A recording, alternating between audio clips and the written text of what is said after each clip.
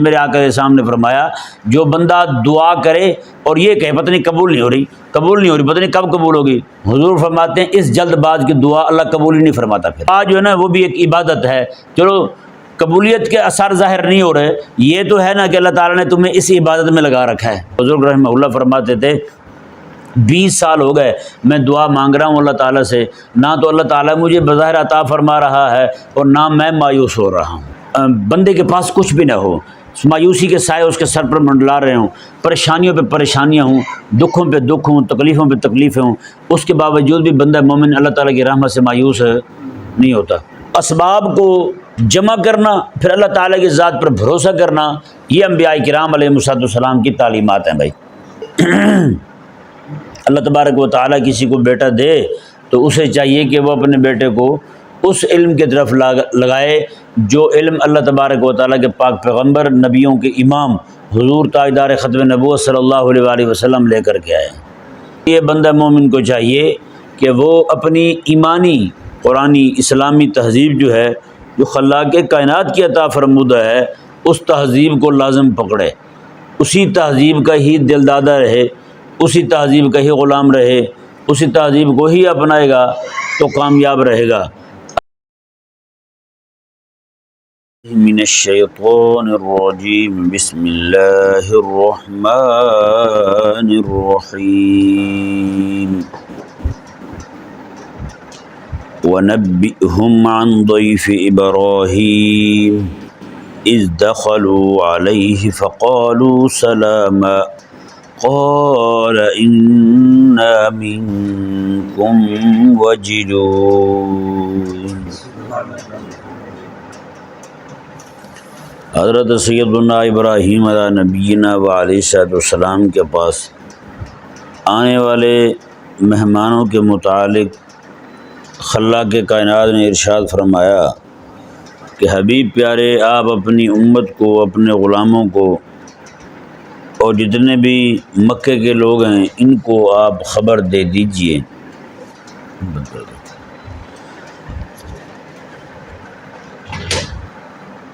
اذ دخلوا علیہ فقالوا سلاما، جب ابراہیم علیہ السلام کے پاس وہ مہمان آئے تو انہوں نے آتے ہی سلام عرض کیا۔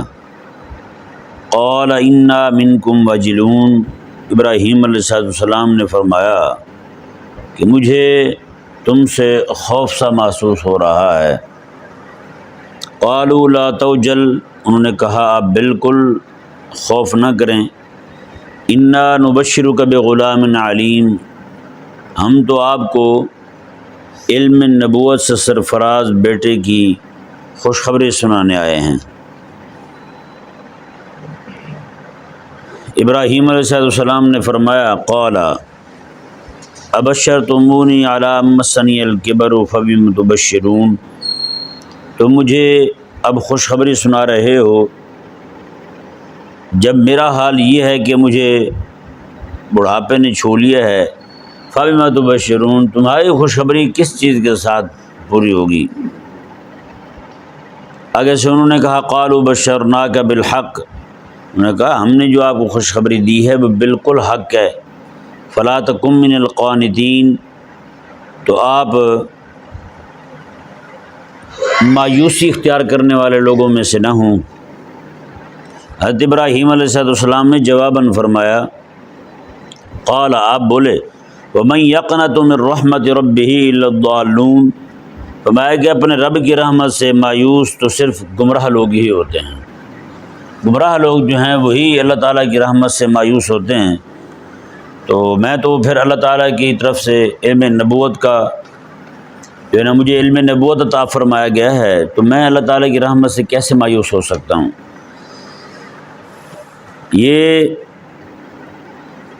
ذہن میں رہے کہ چونکہ کفار مکہ جو ہیں وہ حبیب کریم علیہ السلام کے ساتھ ایسا معاملہ رکھتے تھے، راہ حق میں روڑے اٹکانے والا، لوگوں کو باہر دروازوں پر جا کھڑا کرنا، مختلف راستوں پر کھڑا کرنا، جو آنے والے لوگوں کو منع کریں کہ وہ حبیب کریم علیہ السلام کی بات ہی نہ سنیں۔ دین قبول کرنا دور کی بات ہے، بات ہی نہ سنیں آقا علیہ السلام کی۔ اور مختلف قسم کی باتوں سے جا کر کے لوگوں کو کریم آقا علیہ السلام سے بدگمان کیا کرتے تھے۔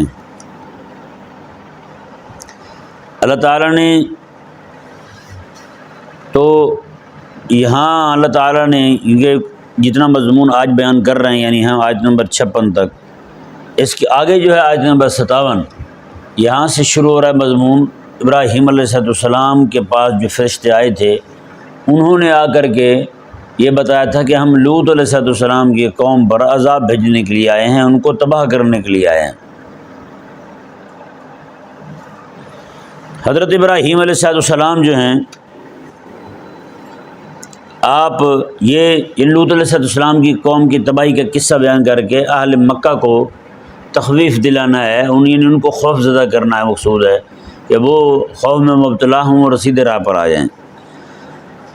اللہ تعالیٰ نے ارشاد فرمایا کہ اذ دخلوا علیہ فقالوا سلاما، جب ابراہیم علیہ السلام کے پاس آئے تو آ کے انہوں نے سلام کہا۔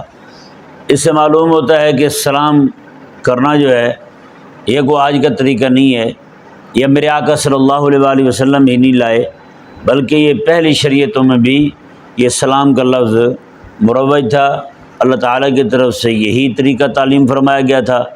جی فرشتے، ظاہری بات ہے، فرشتے آ کے حضرت ابراہیم علیہ السلام کو سلام کہہ رہے ہیں تو یہ اللہ تعالیٰ کی طرف سے ہی تعلیم ہوا، اور یہ یعنی کہ اللہ تعالیٰ کی عطا فرمودہ یہ تہذیب ہے اپنے بندوں کو کہ وہ جب بھی آپس میں ایک دوسرے کے ساتھ ملیں، آپس میں جب بھی ملاقات ہوں تو وہ کلام کی ابتدا جو ہے وہ سلام کے ساتھ کریں۔ اس لیے میرے آقا کے سامنے ارشاد فرمایا کہ جو بندہ ملتے ہوئے باہم ملاقات کے وقت سلام نہیں کرتا، اس کے ساتھ کلام نہ کیا جائے، یعنی کلام کی ابتدا جو ہے وہ کس کے ساتھ ہونی ہے؟ سلام کے ساتھ ہونی ہے۔ تو فرشتوں نے بھی آ کر کے السلام علیکم کہا حضرت سیدنا ابراہیم علیہ نبینا علیہ السلام کو۔ تو آج جتنے بھی لوگ اسلامی تہذیب کو چھوڑ کر کے ادھر ادھر کی کوئی نعوذ باللہ ہندوؤں کی یا پھر انگریزوں کی تہذیب کو لیے پھرتے ہیں، اپنے تئیں وہ اس کو ترقی یافتہ جو ہے نا وہ صورت کہتے ہیں، یہ ان کا احمق پن ہے۔ اللہ تبارک و تعالیٰ انہیں ہدایت عطا فرمائے۔ اچھے بھلے مسلمان ہو کے اب تو خیر وہ جو باپ السلام علیکم کہنے والا تھا، آج اس کے بچے چھوٹے چھوٹے وہ گڈ مارننگ اور گڈ ایوننگ پتہ نہیں کیا کیا کہہ رہے ہیں جی۔ یہ معاملہ جو ہے وہ تقریباً ہر گھر میں گھس چکا ہے، بچے جو ہیں وہ اسی طرح کے الفاظ بول رہے ہیں۔ تو اس لیے بندہ مومن کو چاہیے کہ وہ اپنی ایمانی قرآنی اسلامی تہذیب جو ہے، جو خلاق کائنات کی عطا فرمودہ ہے، اس تہذیب کو لازم پکڑے، اسی تہذیب کا ہی دلدادہ رہے، اسی تہذیب کا ہی غلام رہے، اسی تہذیب کو ہی اپنائے گا تو کامیاب رہے گا۔ اگر وہ اسلامی تہذیب کے ہوتے ہوئے کافرانہ تہذیبوں کو اپنائے گا تو ایسا یہی ہوگا کہ اسلامی تہذیب سے یہ امت ہاتھ دھو بیٹھے گی پھر جی۔ اللہ اکبر کبیرہ۔ اللہ تعالیٰ نے ارشاد فرمایا قال انا منکم وجلون، ابراہیم علیہ السلام کہتے ہیں کہ مجھے تم سے خوف محسوس ہو رہا ہے، کیونکہ ابراہیم علیہ السلام جو ہیں آپ نے ان کے سامنے کھانا رکھا تو انہوں نے کھانا نہیں کھایا فرشتوں نے، اور وہ آئے بھی انسانی شکل میں تھے۔ جب انہوں نے کھانے کی طرف ہاتھ نہیں بڑھایا تو حضرت ابراہیم علیہ السلام جو ہیں، چونکہ اس وقت جب کوئی بندہ کسی کے ہاں جا کے کھانا نہیں کھاتا تھا تو کھانا نہ کھانے کو دشمنی سمجھا جاتا تھا۔ کیا سمجھا جاتا تھا؟ دشمنی سمجھا جاتا تھا کہ یہ جو آئے ہیں میرے پاس اور کھانا نہیں کھا رہے، یہ ضرور کوئی دشمنی نکالنے کے لیے آئے ہیں جی۔ یہ ایک ان کے ہاں ایک معمول تھا لوگوں کا، لوگ یہی سمجھتے تھے، رواج ہوگا ان کا۔ تو حضرت ابراہیم علیہ نبینا علیہ السلام نے بھی جب دیکھا کہ وہ آئے تو انسانی شکل میں اور ان کے ہاتھ میں کوئی ایسی شے ہے ہی نہیں کہ جس سے جناب یہ بظاہر سمجھا جائے کہ جناب یہ ہتھیار لے کر کے آئیں یا کوئی ایسی شے لے کر آئیں، لیکن وہ جب انہوں نے کھانے کی طرف ہاتھ نہیں بڑھایا تو کھانے کی طرف ہاتھ نہ بڑھانا باوجود اس کے کہ دعوت دی جا رہی ہے، کھانا سامنے رکھ دیا گیا ہے اور وہ کھانا نہیں کھا رہے، تو اس کو وہ جناب دشمنی نکالنے کا ایک طریقہ سمجھتے تھے کہ یہ کوئی دشمنی نکالنے آئے ہیں۔ تو حضرت سیدنا ابراہیم علیہ نبینا علیہ السلام نے دیکھتے ہی یہ فرمایا کہ انا منکم واجلون، آپ نے فرمایا کہ میں تم سے خوف محسوس کر رہا ہوں، میں تم سے ہاں آگے سے انہوں نے کیا کہا، قل لا توجل، آپ خوف محسوس نہ کریں، انا نبشرک بغلام علیم، بے شک ہم آپ کو علم نبوت سے سرفراز بیٹے کی خوشخبری سنانے آئے ہیں، ہم آپ کو بیٹے کی خوشخبری سنانے آئے ہیں۔ یہ دیکھیں جی، انہوں نے کوئی وہ انتظار نہیں کیا، اب یہاں یعنی فوراً انہوں نے خوشخبری سنائی اسحاق علیہ السلام کی آمد کی۔ اب کسی کے ذہن میں آ سکتا ہے کہ جیسے وہ مہمان آئے تھے، وہ آتے ہی خوشخبری سنا دیتے، اتنی دیر کیوں ہوئی؟ تو بھائی پہلے جو کھانا بنانے والے ہوتے تھے نا، اس طرح کا حساب نہیں ہوتا تھا جس طرح آج کل ہمارے ہاں ہوتا ہے۔ ہوٹل پہ کوئی بندہ چلے جائے تو وہاں 1.5 گھنٹے کا ٹائم دیتے ہیں جی، اگر کوئی تازہ بنوانا ہو گوشت وغیرہ تو کہتے ہیں 1.5 گھنٹہ آپ بیٹھ رہے ہیں۔ 1.5 گھنٹے کا کیا ہے کہ اس کے اوپر بھی وقت لگا جاتے ہیں۔ ہاں جی، حضرت اورنگزیب عالمگیر رحمہ اللہ جو تھے، آپ عید کی نماز پڑھایا کرتے تھے قربانی والے دن۔ آپ کے جو قصاب ہوتے تھے وہ بھی عید کی نماز آپ کے پیچھے پڑھتے تھے۔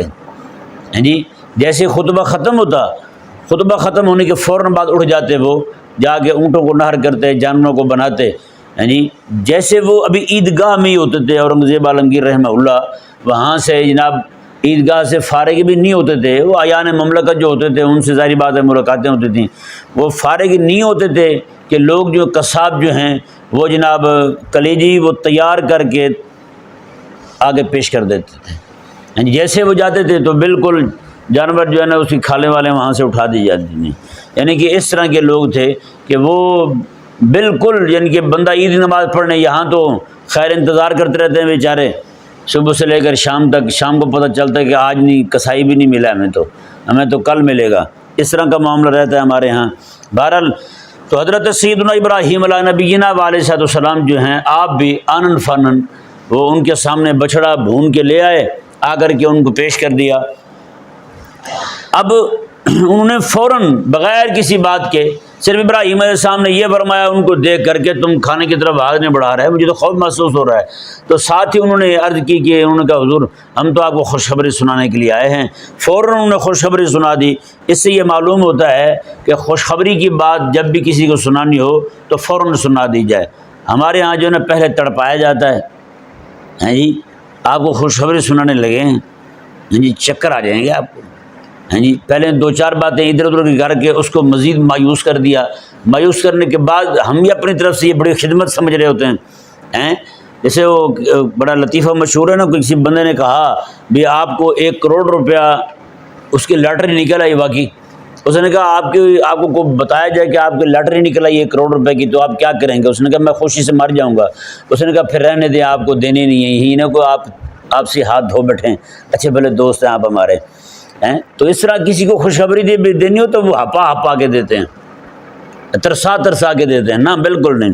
سنت جو ہے وہ یہ ہے، کریم آقا علیہ السلام کے بعد جب وہ آقا علیہ السلام کے صحابہ کرام علیہ رضوان جو جنگ تبوک سے رہ گئے تھے، ان کا معاملہ جب ہوا جی، ان کا جب معاملہ ہوا، اللہ تبارک و تعالیٰ نے 50 دنوں کے بعد ان کے لیے خوشخبری نازل فرمائی کہ ان کی توبہ جو ہے وہ قبول کر لی گئی ہے، قربان جائیں۔ آقا علیہ السلام کے صحابی وہیں بیٹھے ہوئے تھے، انہوں نے فوراً وہاں سے دوڑ لگا دی جہاں آقا علیہ السلام کے وہ صحابی موجود تھے، ان کو جا کر کے زور سے چلا کر کے آواز دی، انہوں نے کہا آ جاؤ، آپ اللہ تبارک و تعالیٰ نے آپ کی توبہ کو قبول فرما لیا ہے۔ جیسے یہ جا کے کہا، ہاں جی وہ فرماتے ہیں کہ اب میرے پاس اس وقت کچھ تھا ہی نہیں۔ ہاں جی دیکھیں خوشخبری کیسے جلدی پہنچی ہے اور خوشخبری کا انعام کیسے جلدی دے رہے ہیں۔ کہتے ہیں میرے پاس کچھ تھا نہیں، میں نے فوراً سے پہلے اپنی قمیض جو تھی نا وہی اتار کے اسے تحفے میں دے دی۔ ہاں جی لوگ خوشخبری ایسے جلدی دیتے تھے اور خوشخبری پر انعام بھی ایسے جلدی دیا کرتے تھے۔ تو وہ کہتے ہیں کہ میرے پاس کچھ تھا نہیں تو میں نے قمیض اتار کے ان کو تحفے میں دے دی۔ اب کہتے ہیں میں نے اکیلا تہ بند باندھا ہوا تھا، اسی تہ بند کے ساتھ پھر کوئی چادر کہیں سے پکڑی اور آقا علیہ السلام کی بارگاہ میں حاضر ہو گئے۔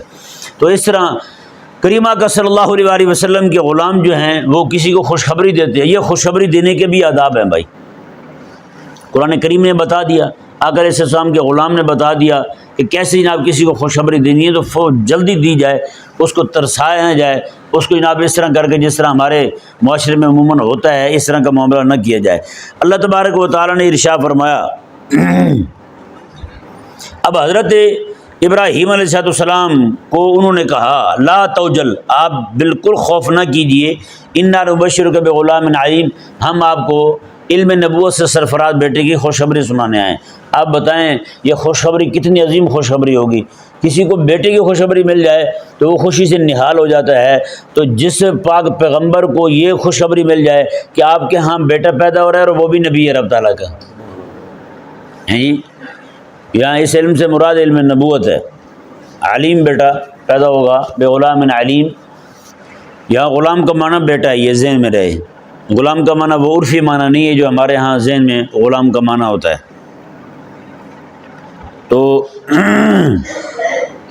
اللہ تعالیٰ نے ارشاد فرمایا کہ فرشتوں نے کہا کہ ہم آپ کو علم نبوت سے سرفراز بیٹے کی خوشخبری سنانے آئے ہیں، سبحان اللہ۔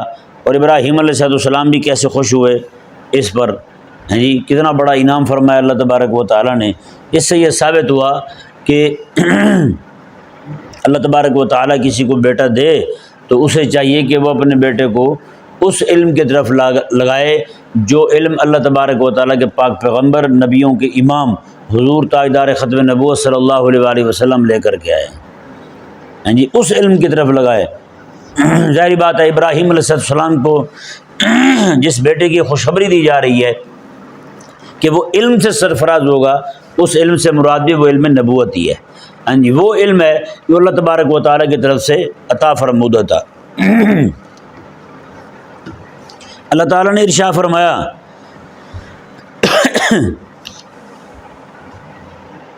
حضرت ابراہیم علیہ السلام فرماتے ہیں قال، آپ نے ابشرتمونی علی مسنی الکبر فبم تبشرون، اور تم مجھے خوشخبری سنا رہے ہو اب جب مجھے بڑھاپے نے چھو لیا ہے، یعنی میں بوڑھا ہو گیا ہوں، اب تم مجھے خوشخبری سنا رہے ہو، فبم تبشرون، کس چیز کے ساتھ تم خوشخبری سنا رہے ہو؟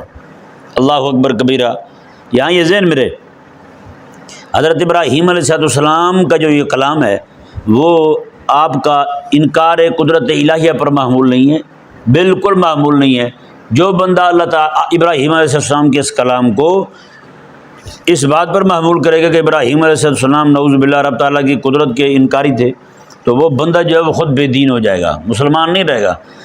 ابراہیم علیہ نبینا علیہ السلام جو ہیں، آپ کا یہ کلام اظہار تعجب کے طور پر ہے۔ کس طور پر ہے؟ اظہار تعجب کے طور پر ہے۔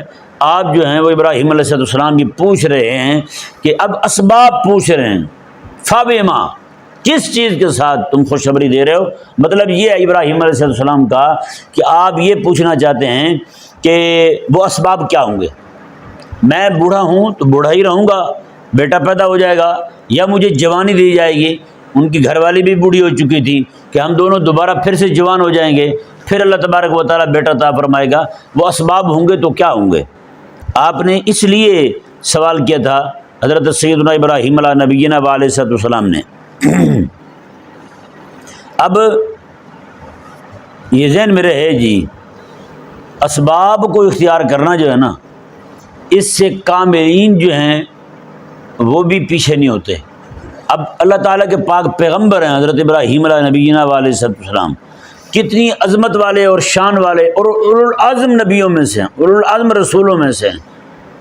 اتنی بڑی عظمت اور شان پاس ہو کر کے بھی آپ اسباب سے آنکھیں نہیں پھیر رہے، بلکہ آپ نے جو سوال کیا ہے وہ اسباب کا ہی کیا ہے۔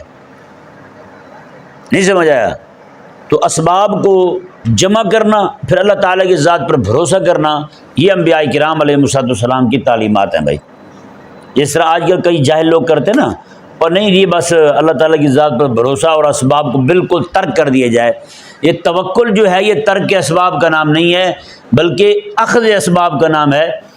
اسباب کو اختیار کر کے پھر اللہ کی ذات پر بھروسہ کرنا، یہ توکل کہلاتا ہے۔ میرے آقا صلی اللہ علیہ وآلہ وسلم آپ جب غار حرا میں تشریف لے جاتے تھے، کئی دن تک وہاں قیام فرماتے تھے، تو اس وقت یہی ہوتا تھا، حضرت اماں پاک حضرت خدیجہ رضی اللہ تعالی عنہا جو ہیں، آپ کھانا تیار کر کے ایسا کھانا تیار کر دیتی جو جلد ناراض ہونے والا نہیں ہوتا تھا، وہ کھانا تیار کر دیتی۔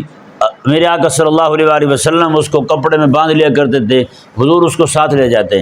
ہاں جی، غار میں آ کر ہم جتنے دن تشریف فرما رہے تھے اسی کھانے کو ہی حضور استعمال فرماتے رہتے تھے۔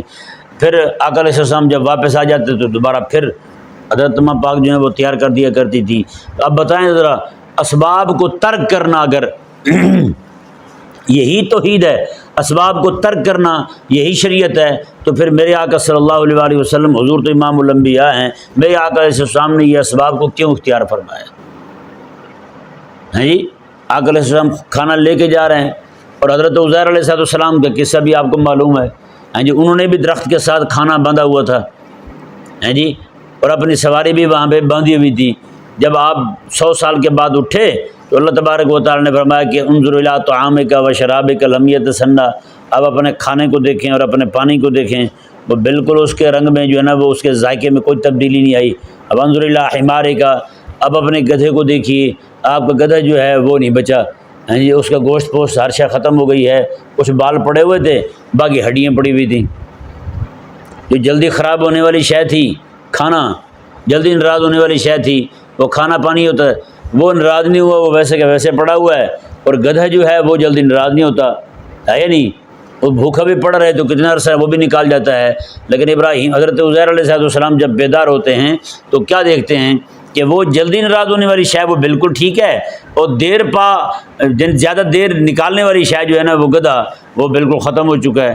یہ دکھانے کے لیے کہ دیکھو کہ ہماری قدرت کاملہ ہے، ہم نے کھانا جو جلدی خراب ہونے والا تھا اس کو بچا لیا ہے، جو زیادہ دیر نکالنے والا تھا گدھا وہ روانہ ہو گیا دنیا سے۔ یعنی اس سے ہمارے لیے سبق جو ہے وہ یہ ہے کہ حضرت عزیر علیہ السلام جو ہے نا، آپ جب جہاں سفر پہ جا رہے تھے، درخت کے نیچے آپ ٹھہرے ہیں، تو وہاں آپ نے بھی اپنا کھانا ساتھ ہی رکھا ہوا تھا۔ تو توکل جو ہے نا وہ اسباب کو چھوڑنے کا نام نہیں ہے۔ حضرت ابراہیم علیہ السلام جیسے پاک پیغمبر، یہ میں نے آپ کو 3 اللہ تعالیٰ کے پاک پیغمبروں کی مثالیں دی ہیں۔ حضرت عزیر علیہ السلام کا قصہ قرآن میں، حضرت ابراہیم علیہ السلام کا قصہ قرآن میں، اور میرے آقا علیہ السلام کی جو سنت مبارکہ ہے یہ احادیث مبارکہ میں اور سیرت کی کتابوں میں عام مل جاتا ہے یہ واقعہ کہ میرے آقا صلی اللہ علیہ وسلم کھانا لے کر کے جایا کرتے تھے اپنے ساتھ۔ تو حضرت اتنی کامل ہستی، دنیا جہان کی کامل ترین ہستی جو ہیں وہ ابراہیم علیہ السلام، میرے آقا علیہ السلام، انہوں نے جب اسباب کو جو ہے نا وہ اس سے آنکھیں نہیں موندی، تو پھر آج ہم کون ہوتے ہیں کہ ہمارا توکل اتنا اونچا ہو گیا ہے کہ ہم جناب اسباب سے بالکل ہی آنکھیں پھیر لیں؟ یہ تو بالکل نہیں ہے نا جی، اسباب کو اختیار کرنا۔ جیسے دیکھیں ایک بہت بڑی مثال ہے، میرے آقا علیہ السلام کے پاس ایک دیہاتی آئے، آگے اونٹنی پہ سوار تھے، آگے انہوں نے ایسی اونٹنی چھوڑ دی اور مسجد میں داخل ہو گئے۔ میرے آقا کے سامنے میں کہ تیری اونٹنی کا کیا ہوا؟ وہ کہنے لگے یا رسول اللہ میں نے اللہ تعالیٰ کی ذات پر بھروسہ کیا ہے اور اس کو چھوڑ دیا ہے۔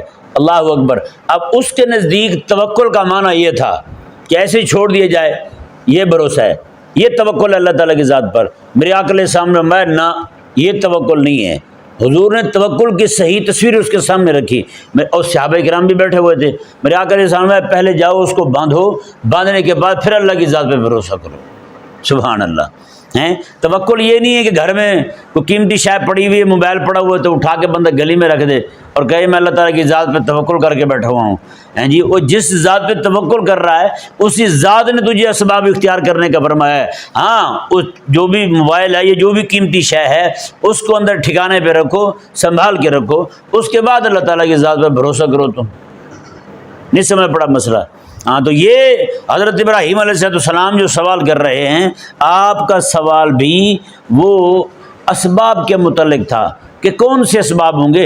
میں اسی طرح بوڑھا ہی رہوں گا، بچے پیدا ہو جائیں گے، یا بچے پیدا ہو جائے گا، یا پھر میں جوان ہو جاؤں گا، میری گھر والی بھی جوان ہو جائے گی، پھر میرے ہاں بیٹا پیدا ہوگا۔ آپ کا سوال جو ہے وہ اسباب کے متعلق ہی تھا۔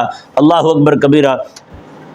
اب کلام سے یوں لگتا ہے کہ جیسے فرشتوں نے کہا نا حضرت ابراہیم علیہ السلام کو، اب دیکھیں ابراہیم علیہ السلام کی طرف سے اظہار تعجب ہو رہا ہے، انکار نہیں۔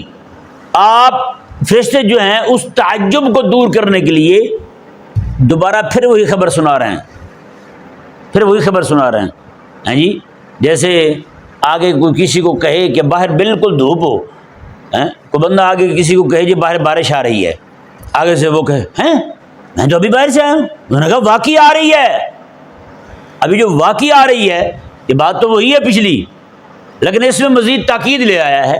پہلے کہا تھا بارش آ رہی ہے، اب جب دیکھا اس کی طرف سے تعجب ہو رہا ہے تو اس کے تعجب کو دور کرنے کے لیے واقعی یہ تاکید کا لفظ لگا دیا اس نے، واقعی لا رہے ہو، بے شک آ رہی ہے، پکی بات آ رہی ہے، یہ تاکیدیں بڑھائے جا رہا ہے صرف اس کو یقین دلانے کے لیے، اس کے تعجب کو دور کرنے کے لیے۔ حضرت ابراہیم علیہ السلام نے جب فرمایا کہ فَبِمَ تُبَشِّرُونَ، اسباب جب پوچھے کہ کیسے ہوگا، فرشتوں نے کہا قالوا، وہ بولے بشرناک بالحق، اللہ اکبر، انہوں نے کہا ہم نے جو آپ کو خوشخبری دی ہے وہ بالکل حق کے ساتھ دی ہے، اس میں کوئی دو رائے نہیں ہے، ایسی بات نہیں ہے کہ جناب وہ آپ کے ہاں بیٹا پیدا نہیں ہوگا، جو بھی ہوگا، اسباب جو بھی ہوں، معاملات جو بھی ہوں، اللہ نے فرما دیا ہے کہ عطا فرمائے گا، ہم آپ کو خوشخبری سنانے آئے ہیں، وہ ضرور عطا ہوگا آپ کو۔ اللہ اکبر کبیرہ۔ اللہ تعالیٰ نے ارشاد فرمایا، جی دیکھیں، فلا تکن من القانتین، قانتین، فرشتوں نے کہا کہ آپ مایوس نہ ہوں، فرشتوں نے کہا کہ آپ مایوس ہیں، اللہ اکبر کبیرہ۔ فرشتے یوں سمجھے کہ ابراہیم علیہ السلام مایوس ہو رہے ہیں، ابراہیم علیہ السلام مایوس ہو رہے ہیں، اور مایوس بھی اللہ تعالیٰ کی رحمت سے ہو رہے ہیں۔ یہ کلام کا انداز بتا رہا ہے۔ حضرت ابراہیم علیہ السلام نے جب یہ دیکھا کہ یہ میرے بارے میں یوں سمجھ رہے ہیں، آپ نے فوراً فرمایا وَمَن يَقْنَطُ مِن رَحْمَةِ رَبِّهِ إِلَّا الضَّالُّونَ، فرمایا کہ رب کی رحمت سے تو گمراہ وہی ہوتے ہیں جو گمراہ، اللہ تعالیٰ کی رحمت سے تو مایوس وہی ہوتے ہیں جو گمراہ ہوتے ہیں، اور میں تو اللہ تبارک و تعالیٰ کی طرف سے نبوت سے سرفراز ہوں، مجھے تو اللہ تعالیٰ نے علم نبوت عطا فرمایا ہے، علم شریعت عطا فرمایا ہے، تو میں اللہ تعالیٰ کی رحمت سے مایوس کیسے ہو سکتا ہوں؟ میرا تو سوال محض اظہار تعجب کے طور پر تھا، میرا تو سوال جو تھا وہ محض اسباب کے پوچھنے کے متعلق تھا، میں تو اسباب پوچھ رہا تھا، وہ کون سے اسباب ہوں گے؟ میں نے تو اس لیے سوال کیا تھا، اور نعوذ باللہ میں اللہ تعالیٰ کی رحمت سے مایوس ہو جاؤں؟ وہ تو گمراہ لوگ ہوتے ہیں اللہ تعالیٰ کی رحمت سے مایوس، میں تو اللہ تعالیٰ کا پاک پیغمبر ہوں، ایسی بات بالکل نہیں ہے۔ آپ نے فوراً جب دیکھا نا آپ نے کہ اس طرح کی بات ان کے کلام سے ظاہر ہو رہی ہے کہ وہ آپ کے متعلق یہ سوچ رہے ہیں، آپ کے متعلق یہ بات کر دی انہوں نے، تو حضرت ابراہیم علیہ السلام نے فوراً سے پہلے اپنے اوپر آنے والی جو ایک بات تھی اس کو آپ نے رفع فرما دیا، میں نہ ایسی بات نہیں ہے، میں کہ اللہ تعالیٰ کی رحمت سے جو مایوس ہوتے ہیں وہ تو گمراہ لوگ ہی ہوتے ہیں۔ اب ذرا اندازہ لگائیں جی اس کلام پر کہ آج جتنے لوگ اللہ تعالیٰ کی رحمت سے مایوس ہوئے بیٹھے ہیں وہ کس درجے کے لوگ ہیں، جن کو نعوذ باللہ من ذالک، جو یہ سمجھتے ہیں کہ خدا تعالیٰ تو ہمیں کچھ دیتے ہی کوئی نہیں۔ سچی بات ہے، بندے کے پاس کچھ بھی نہ ہو، مایوسی کے سائے اس کے سر پر منڈلا رہے ہوں، پریشانیوں پہ پریشانیاں ہوں، دکھوں پہ دکھ ہوں، تکلیفوں پہ تکلیفیں ہوں، اس کے باوجود بھی بندہ مومن اللہ تعالیٰ کی رحمت سے مایوس نہیں ہوتا۔ اس وقت بھی کوئی بندہ مایوس ہو جائے نا تو پھر بھی ما الا الضالون، وہ گمراہ ہے۔ وہ کون ہے؟ وہ ضالون، وہ ضالون میں سے، ضالین میں سے، وہ گمراہ ہے۔ اب بتائیں نا، اللہ تعالیٰ نے قرآن کریم میں اتنے بڑے کافر ہیں نصرانی، ان کو ضالین کہا ہے۔ کن کو ضالین فرمایا؟ اللہ نے نصرانیوں کو فرمایا ہے۔ تو اب یہاں جو بندہ اللہ کی رحمت سے مایوس ہو رہا ہے، اللہ تعالیٰ کے پاک پیغمبر حضرت ابراہیم علیہ السلام اسے ضالون فرما رہے ہیں، میں کہ یہ گمراہ لوگ۔ تو اس لیے بندہ مومن جو ہے وہ کسی بھی حال میں اللہ تعالیٰ کی رحمت سے مایوس نہیں ہوتا، وہ ہر حال میں اللہ تبارک و تعالیٰ کی رحمت جو ہے اسی کی طرف ہی متوجہ رہتا ہے۔ جیسے میں نے پہلے بھی بتایا تھا کہ بزرگ رحمہ اللہ فرماتے تھے 20 سال ہو گئے میں دعا مانگ رہا ہوں اللہ تعالیٰ سے، نہ تو اللہ تعالیٰ مجھے بظاہر عطا فرما رہا ہے اور نہ میں مایوس ہو رہا ہوں اللہ تعالیٰ کی رحمت سے۔ میں مانگے جا رہا ہوں اور مانگے ہی جا رہا ہوں، میں مایوس نہیں ہوا اللہ تعالیٰ کی رحمت سے۔ کتنے عرصے سے مانگ رہے ہیں؟ 20 سال سے مانگ رہے ہیں۔ تو آج ہمارے لوگ جو ہے نا کو آئیں گے وظیفہ مانگیں گے کہ فلاں کام ہے وظیفہ دے دیں، سچی بات ہے دوسرے دن بھی آ کے ملیں گے نا منہ کڑوا کیا ہوگا انہوں نے، اور نہیں جی کچھ بھی نہیں ملنا۔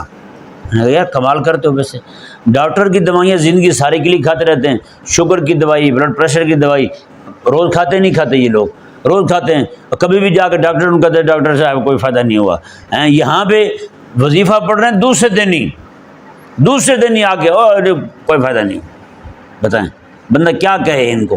تو اس لیے بھائی اللہ تبارک و تعالیٰ کی رحمت سے میرے آقا کے سامنے فرمایا جو بندہ دعا کرے اور یہ کہے پتہ نہیں قبول نہیں ہو رہی پتہ نہیں کب قبول ہوگی، حضور فرماتے ہیں اس جلد باز کی دعا اللہ قبول ہی نہیں فرماتا۔ پھر سمجھے نا، دعا کر کے اللہ تعالیٰ کی رحمت سے پھر دعا مانگتے رہے، یہ کم ہے یار، دعا جو ہے نا وہ بھی ایک عبادت ہے۔ چلو قبولیت کے اثر ظاہر نہیں ہو رہے، یہ تو ہے نا کہ اللہ تعالیٰ نے تمہیں اس عبادت میں لگا رکھا ہے، اللہ اکبر۔ اللہ تبارک و تعالی سمجھنے کی توفیق عطا فرمائے۔